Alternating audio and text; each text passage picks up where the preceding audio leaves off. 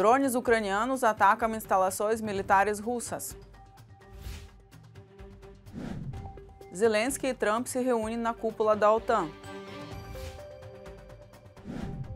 Zelensky propõe investimentos em tecnologia de drones. Boa noite, está começando agora o Boletim de Notícias da UATV em português, nesta quarta-feira, 25 de junho de 2025. Eu sou Dina Chetvertak. Apoiem nosso trabalho, inscrevam-se no canal, curtam e comentem. Entre a noite de 24 de junho e a madrugada de 25, foram registradas explosões em várias regiões da Rússia e em territórios ucranianos temporariamente ocupados, em decorrência de ataques com drones. A informação foi divulgada por canais de monitoramento no Telegram e por redes sociais russas. O Ministério da Defesa da Rússia afirmou que suas forças de defesa antiaérea derrubaram 18 drones ucranianos durante a noite. Segundo o relatório, 7 drones teriam sido abatidos na região de Rostov, 2 em Krasnodar, 2 na região de Kursk, 2 sobre o Mar Negro e 1 na região de Bryansk e 4 na Crimeia anexada. Na região de Rostov, a cidade de Taganrog foi sacudida por diversas explosões, seguidas de incêndios durante a madrugada. O chefe do Centro de Combate à Desinformação da Ucrânia, Andriy Kovalenko, confirmou um ataque à fábrica Atlante Aero. É um ponto estratégico no complexo militar industrial da Rússia, com especialização na produção de componentes para drones de combate e sistemas de controle. Está envolvido em projetos ligados à fabricação dos drones Orion, sistemas de guerra eletrônica e integração digital para drones de ataque do tipo FPV e munições vagantes. Andriy Kovalenko, chefe do Centro de Combate à Desinformação da Ucrânia, no Telegram.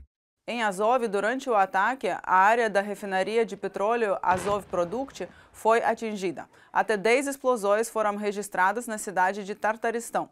Em Saratov, pelo menos 2 explosões fortes ocorreram nas proximidades da base aérea de Engels. Já na Crimeia ocupada pela Rússia, explosões foram registradas na região do aeródromo de Jankoy. Houve também ataques confirmados nas cidades ocupadas de Primorsk, Melitopol e Yakimivka, com alvos em infraestruturas energéticas e posições inimigas. As quedas de energia nessas áreas ainda persistem.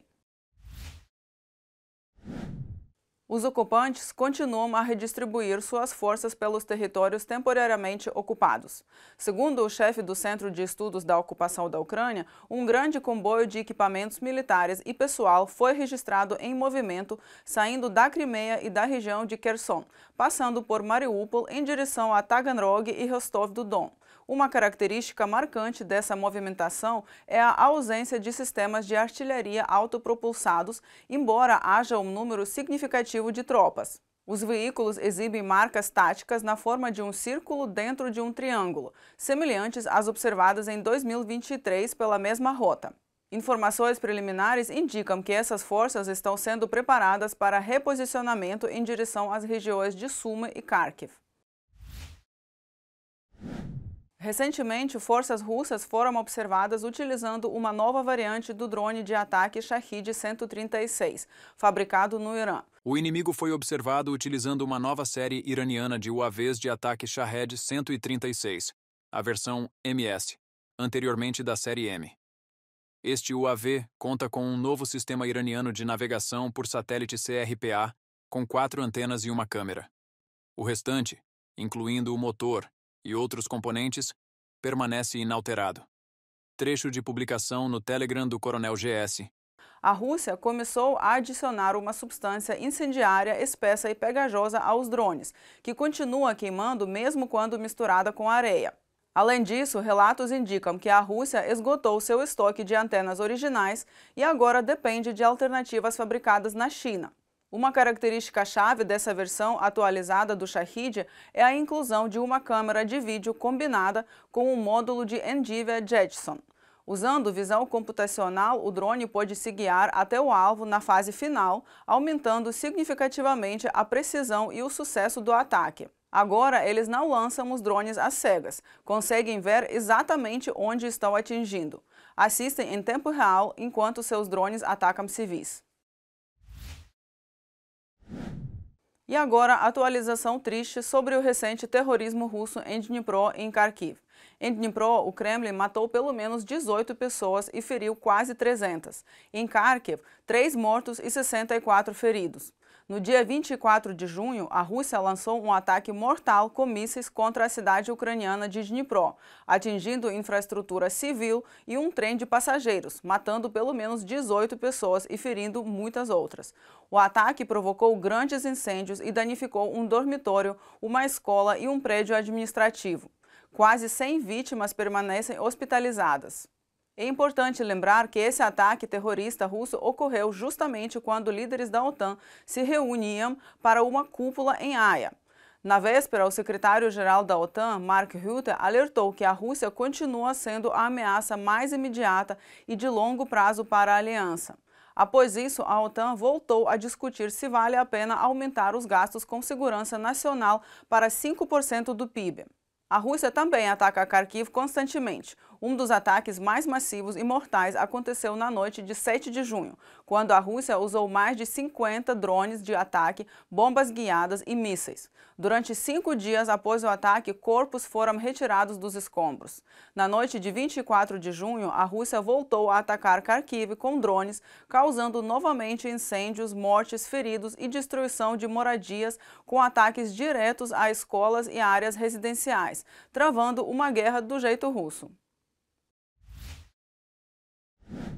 Os aliados da OTAN se reúnem em 2025 nos Países Baixos para debater as questões mais urgentes: aumento dos gastos com defesa para 5% do PIB, as consequências da guerra entre Irã e Israel para a segurança euroatlântica e, claro, a agressão russa na Europa. A caminho da cúpula em Haia, o presidente dos Estados Unidos, Donald Trump, afirmou que o artigo 5º do Tratado da OTAN sobre a defesa mútua pode ser interpretado de várias maneiras. Questionado se ainda mantinha o compromisso com a cláusula que obriga a defesa de qualquer membro atacado, Trump respondeu que está comprometido com a segurança e preservação de vidas, mas prometeu dar uma definição precisa ao chegar à cúpula. O secretário-geral da OTAN, Mark Rutte, respondeu dizendo que não tem dúvidas quanto ao compromisso dos Estados Unidos com a aliança e com o artigo 5º. Trump criticou com frequência os princípios fundamentais da OTAN, tendo sugerido anteriormente que não defenderia aliados que não cumprissem as metas de gastos com defesa. Em 2024, ele declarou de forma controversa que encorajaria a agressão russa contra esses membros.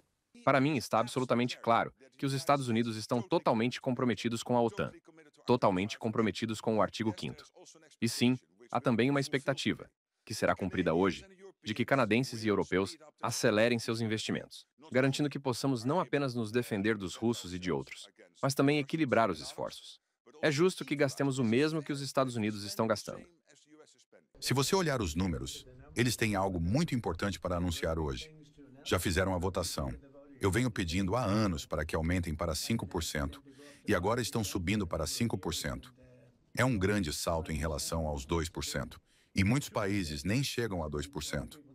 Enquanto a OTAN, de modo geral, e Donald Trump concentram-se nos gastos com defesa e nas consequências da campanha antinuclear no Irã, a Alemanha aponta para o inimigo às portas, literalmente.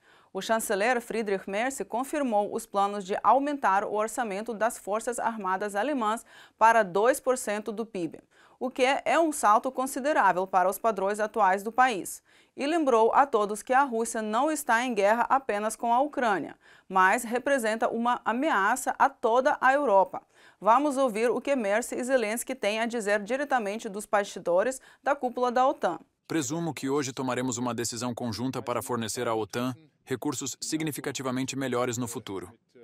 Decidiremos que, futuramente, a OTAN destinará adicionalmente 3,5% e 1,5% para a infraestrutura das nossas Forças Armadas. Tudo isso será feito com um grande consenso, pois concordamos que a situação de ameaça mudou, e a ameaça é, em especial, a Rússia. A Rússia não ameaça apenas a Ucrânia. Ela ameaça toda a paz e toda a ordem política do nosso continente. Hoje não existe arma russa significativa que seja produzida sem componentes, equipamentos e materiais vindos de outros países, infelizmente, incluindo países europeus e da OTAN. Isso precisa acabar. Esses componentes podem ser encontrados em todos os mísseis russos, na maioria dos drones e veículos militares. Não é só a China. Algumas dessas peças vêm de países europeus e dos Estados Unidos também. Cada componente e ferramenta entregue ao setor de defesa russo ajuda a prolongar a guerra e os crimes contra a paz. Vamos garantir que nosso potencial de defesa e o de nossos parceiros trabalhe pela paz, e não pela loucura russa. Enquanto os líderes europeus discutem como impedir que a Rússia se arme ainda mais e se mais sanções de verdade devem ser impostas, são as próprias empresas europeias e americanas que permitem o crescimento do armamento russo, que depois pode muito bem ser lançado em direção à própria Europa. E o presidente dos Estados Unidos, Donald Trump, finalmente concordou em se reunir em caráter privado com o líder ucraniano, Volodymyr Zelensky, nesta terça-feira, durante a cúpula da OTAN, segundo informou o político. O encontro ocorre no momento em que a atenção mundial se desloca da guerra da Rússia contra a Ucrânia para o conflito entre Israel e Irã. Os dois líderes haviam se encontrado pela última vez em abril na Basílica de São Pedro, no Vaticano, durante o funeral do Papa Francisco, e hoje voltam a se encontrar nos bastidores da cúpula da OTAN. Os Estados Unidos indicaram um novo general para o comando da Força Conjunta da OTAN na Europa, Alexis Grinkevich, piloto de aviação de combate.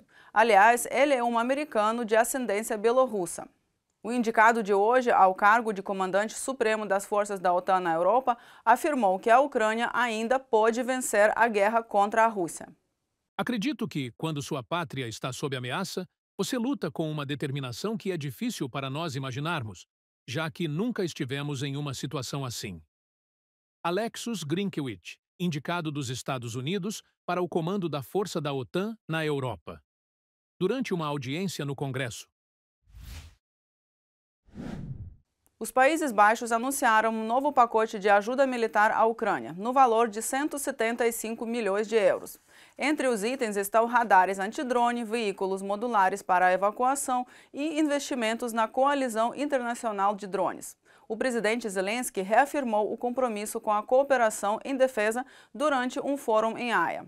Até 8 milhões de drones por ano. Essa é a capacidade de produção da Ucrânia, declarou o presidente Volodymyr Zelensky no Fórum das Indústrias de Defesa, nos Países Baixos. No entanto, para atingir esses números, é necessário aumentar o financiamento.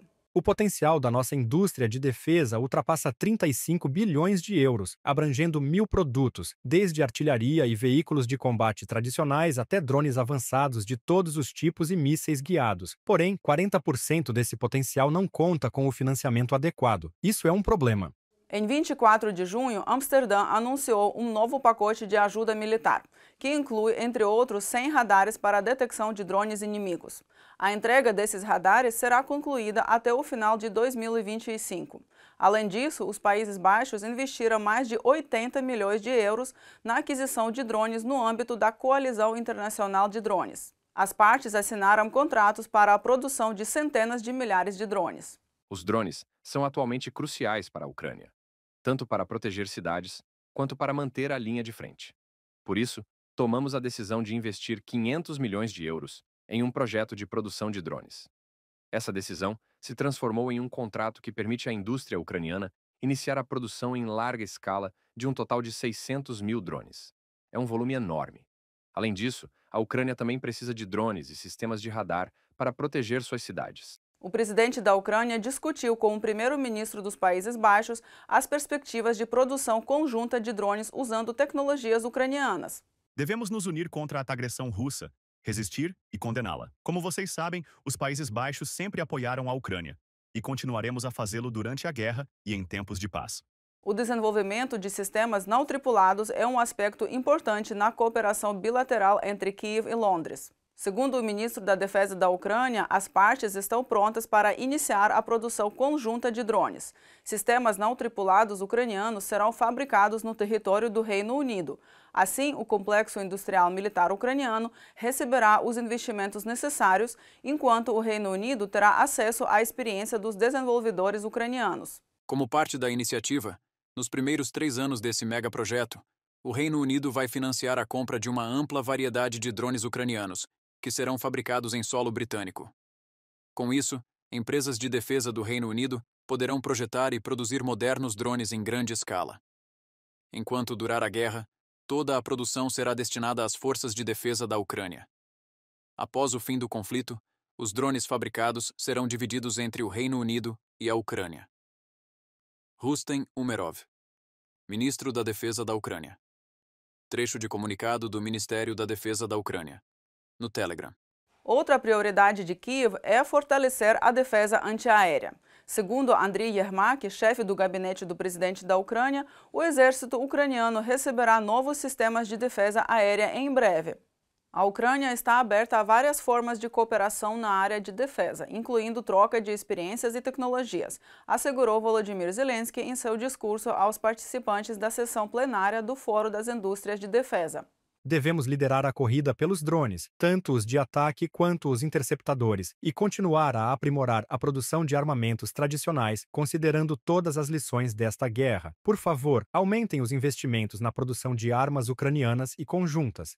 As prioridades de Kiev são a produção conjunta de defesa e a imposição de restrições reais à cooperação com Moscou por meio de sanções, afirmou o chefe de Estado ucraniano. Porque não se trata apenas da Rússia, mas também de seus aliados, Coreia do Norte, Irã, empresas chinesas e outras que ajudam um país agressor a continuar a guerra contra a Ucrânia. Essa é uma ameaça de longo prazo para a Europa. Por isso, o Ocidente deve ajudar a Ucrânia, inclusive com investimentos em seu complexo industrial militar, acredita Volodymyr Zelensky. E assim encerramos o Boletim de Notícias da UA-TV em português desta quarta-feira, 25 de junho. Eu sou Dina Chetvertak e agradeço pela sua companhia. Apoiem nosso trabalho, inscrevam-se no canal, deixem seu like e comentem. Até amanhã. Glória à Ucrânia!